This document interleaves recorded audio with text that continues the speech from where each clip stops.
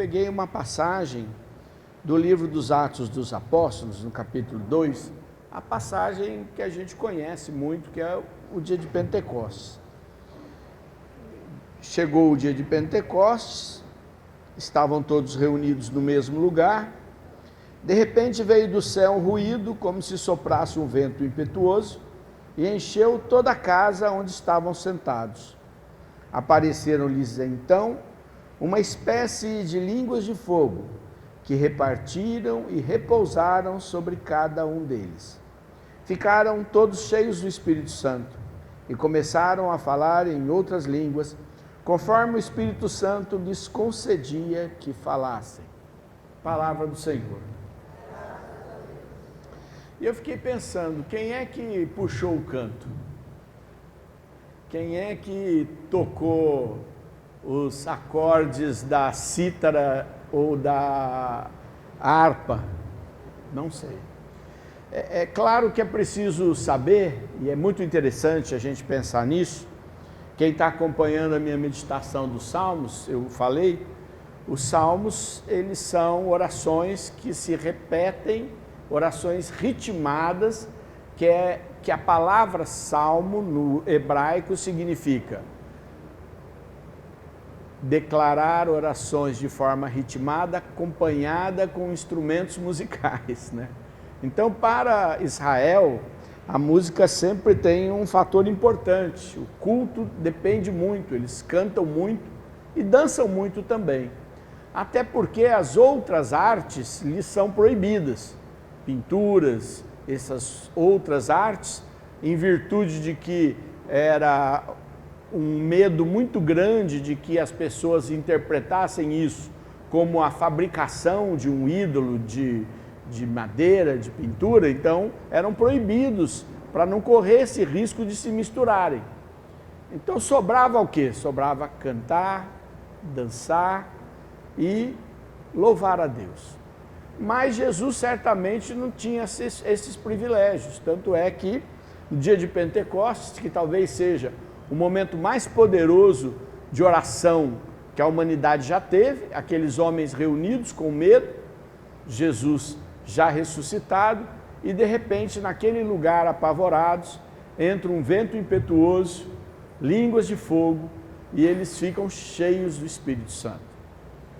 O que eu desejo para vocês todos hoje aqui é que fiquem cheios do Espírito Santo. Desejo para mim também, né? Para mim de forma especial, meu aniversário, eu quero ficar cheio do Espírito Santo também. Amém, amém. Vamos levantar as nossas mãos, vamos pedir a Deus que nos encha do Espírito Santo. Que Ele faça o que fez aqui no dia de Pentecostes, enviando poderosamente o seu Espírito. Eles não conheciam o Espírito. Eles já tinham visto alguns sinais do Espírito na vida dos profetas, como a comunidade de Eliseu, comunidade de Elias, mas nunca tinham visto um derramamento do Espírito Santo que atingisse todas as pessoas reunidas. E aí eu quero que você peça o Espírito Santo e pense com todo o coração. Ali não tinham só pessoas que estavam completamente cheias de fé. Tinham diversos discípulos apavorados, alguns com medo, alguns sem compreensão, alguns sem saber o que ia acontecer, alguns sem direção. O Espírito Santo não poupou ninguém. Quem quis, recebeu. Só não recebeu quem não quis. Você quer? Eu quero. Me lembrei dois textos muito interessantes. O primeiro é o texto da perseguição do menino Jesus, quando Deus avisa José por sonho e diz: pega a mãe e o menino e sai daqui. Ele toma a decisão, cata a mãe e o menino e tchum, não perde tempo.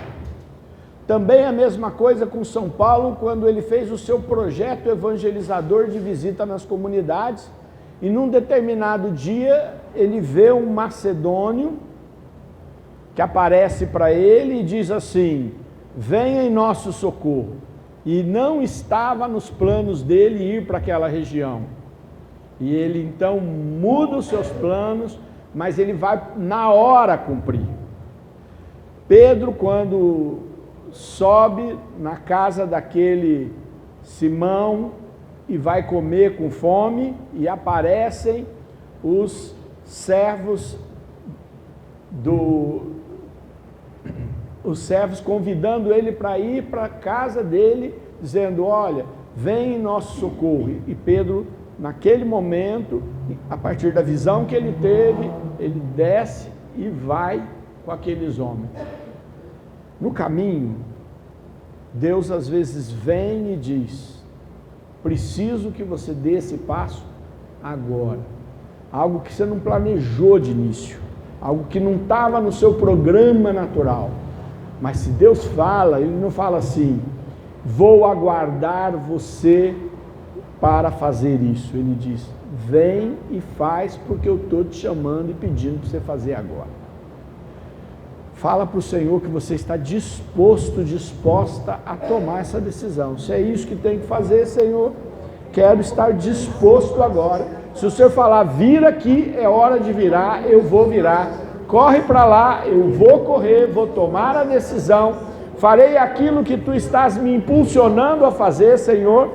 Assim como fizestes com José, como fizestes com Paulo, fizestes com Pedro.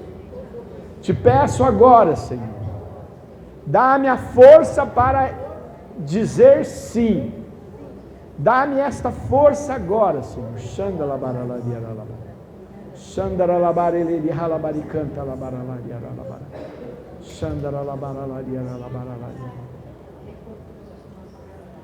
Você vai pedir a saúde para Deus agora.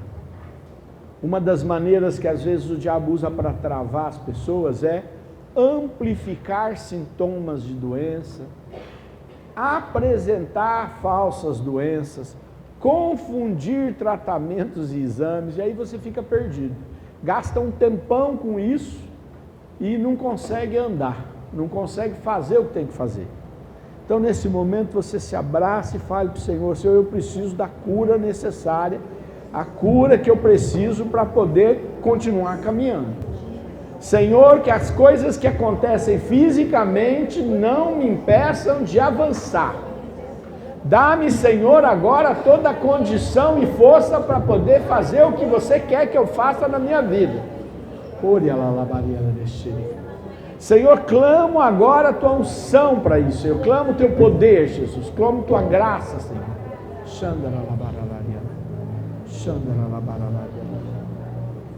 Muitas vezes a gente trava e culpa outras pessoas, e que de fato tem alguma responsabilidade sobre os problemas que a gente tem, coisas que acontecem, perdas, e de fato o que fizeram ou o que fazem criaram dificuldades.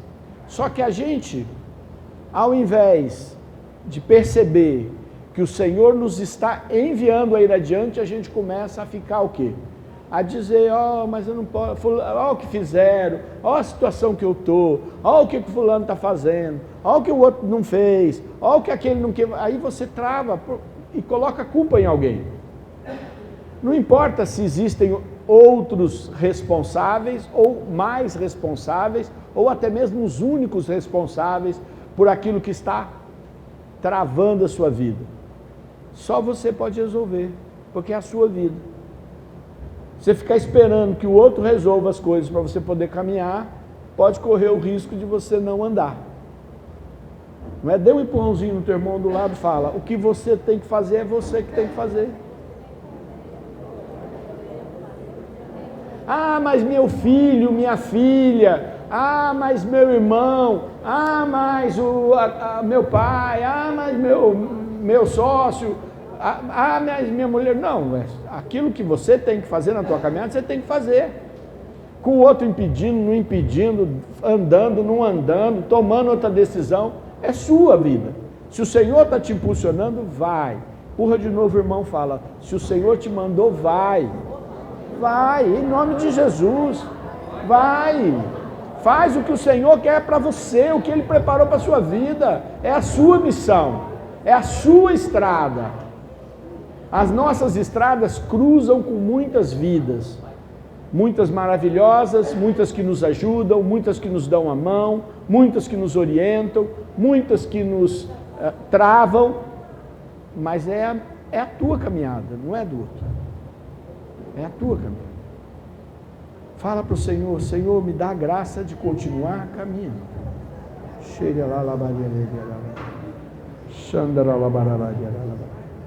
Vamos pegar a carta de São Paulo aos Romanos.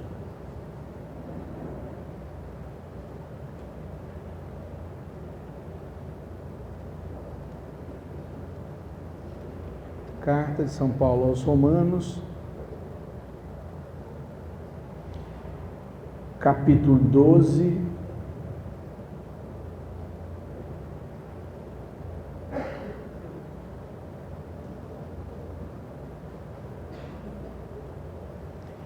versículo 13, 12, versículo 13, 3, versículo 3.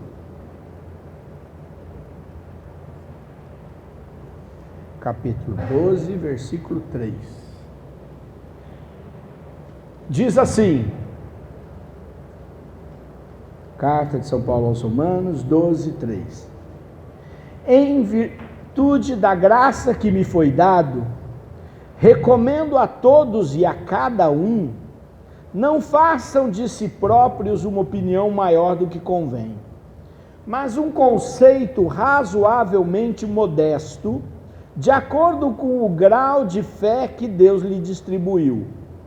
Pois como em um só corpo temos muitos membros, e cada um dos nossos membros tem diferentes funções, assim nós, embora sejamos muitos, formamos um só corpo em Cristo, e cada um de nós é membro um do outro. Temos dons diferentes conforme a graça que nos foi conferida. Aquele que tem o dom da profecia, exerça-o conforme a fé. Aquele que é chamado ao ministério, dedique-se ao ministério. Se tem o dom de ensinar, que ensine. O dom de exortar, que exorte. Aquele que distribui as esmolas, faça-o com simplicidade. Aquele que preside, presida com zelo. Aquele que exerce a misericórdia, que o faça com afabilidade. Que a vossa caridade não seja fingida. Aborrecei o mal, apegai-vos solidamente ao bem. Amai-vos mutuamente com afeição terna e fraterna. Adiantai-vos em honrar uns aos outros. Não relaxeis o vosso zelo. Palavra do Senhor. Olha, tudo começa com uma coisa muito importante para a vida da gente, que é a capacidade de ter uma boa medida sobre nós mesmos. Nós, normalmente, nos deixamos levar para sermos medidores dos outros. Medimos o que os outros fazem, medimos o que falam, medimos o que parece-nos que vão fazer, medimos, imaginamos, julgamos, em outras palavras. E a palavra diz o seguinte: olha, vamos fazer uma mudança nisso e fazer com que cada um possa olhar um pouquinho e saber exatamente qual é a sua medida? Porque para a nossa vida é fundamental nós sabermos isso. Quando eu olho, por exemplo, a oração que Nossa Senhora faz, logo depois que a sua prima Isabel lhe revela que o Espírito Santo havia chegado naquela casa, e que a igreja chama do latim Magnificat, e ela fala: minha alma engrandece ao Senhor, meu espírito exulta de alegria em Deus, meu Salvador. E aí ela faz um elogio para ela mesma, não é verdade? Fala que Deus a elevou. Puxa vida, ela sabia muito bem qual era a sua medida. Ela não é aquela pessoa que falava, não, eu não sou assim, não, que isso. Sabe aquele falso, aquela pessoa falsa que não tem vergonha de dizer que sabe aquilo, que domina aquela situação, que tem conhecimento, que tem aquela virtude. Nossa Senhora não tinha esse problema. Porque não importava para ela o que os outros pensavam, ela sabia qual era a sua medida. E eu vou te perguntar, você sabe qual é a sua medida? Muitas pessoas se acham mais do que são. Outras pessoas se acham menos do que são. Nenhuma coisa nem outra é bom para começar uma boa caminhada. O que as pessoas acham de você não é de grande valor. Se você sabe a sua medida, quem acha que você é mais do que você é, não vai te fazer mal nenhum e nem encher você de orgulho, porque você fala, eu não sou o que essa pessoa pensa que eu sou. E aquele que acha mal de você e te acha menor ou mais incompetente, ou menos preparado, ou menos amoroso, ou menos o que for, também não vai te incomodar e você não vai precisar se reportar e dizer, não, eu sei, não, eu sou assim, não, eu sou assado, porque você sabe quem você é. Irmãos, não é fácil ter uma boa medida de si mesmo. Fala aí pro irmão, não é fácil você saber exatamente qual é a tua medida. Não se engane. Isso exige discernimento, oração e tempo consigo mesmo. Quem não passa tempo consigo mesmo, olhando para o que faz, fala e consegue, não sabe quem é. E se importa muito mais com o que os outros pensam. Pare com isso, porque isso vai te fazer ficar doente ou vai fazer você ficar espiritualmente mal. É muito importante este exercício de eu sei quais são as minhas capacidades, virtudes, fraquezas, defeitos, dificuldades. Sabe aquela pessoa que acorda de manhã, que não consegue falar com você, aí você reclama, e aí a pessoa fala, pois é, de manhã eu sou insuportável mesmo. Já aconteceu? É mais difícil, a pessoa normalmente vai te xingar e dizer, não, mas não é assim. Não. Qual é o teu tamanho? Quem você é de verdade? Você já olhou para si mesmo? É mais fácil eu olhar para fora, meus olhos não estão voltados para dentro de mim, eles estão voltados para fora. Então eu vejo o outro.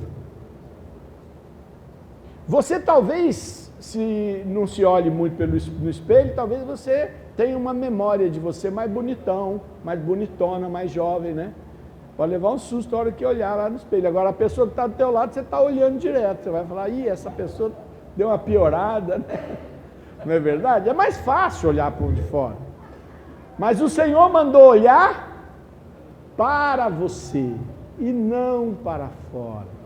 Por que Ele fala isso? Ele fala isso para dizer para você que não é importante que ao olhar para você, você descubra se você é maior ou menor do que os outros. O que a gente faz na nossa vida? A gente faz muita comparação. A gente compara. E dependendo do que você comparar, você está bem ralado, viu?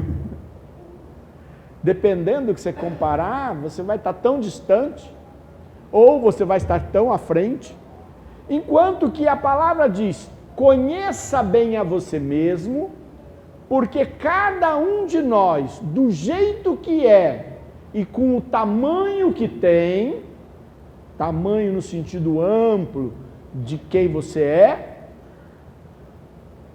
todos nós precisamos uns dos outros. nesta obra imensa que é o projeto de Deus. E aí ele diz, cada um com a missão que eu dei. A um eu mandei ensinar. O que eu espero de você que eu mandei ensinar? Que ensine. Para você que eu mandei profetizar, me escutar e falar o que eu quero falar para o povo, o que eu espero de você? Que você profetize. Para você que eu dei a graça para poder exortar as pessoas, poderem ir corrigir no seu caminho, o que eu espero de você? Que você exorte. E aquele que deve dar esmola, o que eu espero de você? Que faça da melhor maneira possível, que simplicidade não é grande mérito, porque é a tua obrigação. Quando você sabe o seu tamanho, e aí você olha para a sua missão, vejam, primeiro, ter uma boa medida de si mesmo.